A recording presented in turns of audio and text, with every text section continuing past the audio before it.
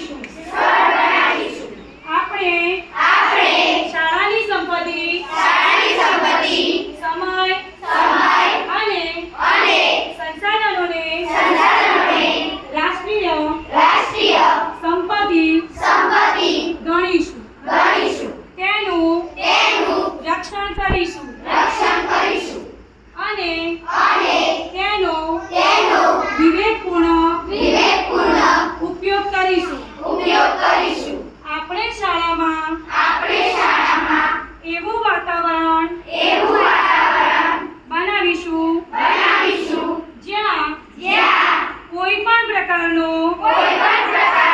ભેદભાવ નહીં હોય આપણે સૌ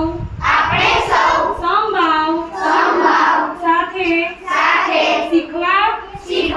અને શીખવવાના માર્ગ પર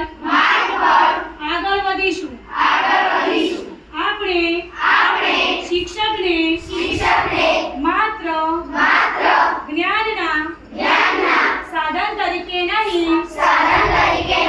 પણ ચારિત્ર નિર્માણ સ્વવિકાસ અને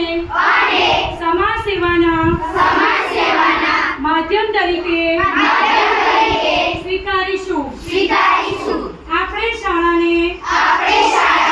ફક્ત એક સંસ્થા તરીકે નહીં પરંતુ સંસ્કાર સેવા અને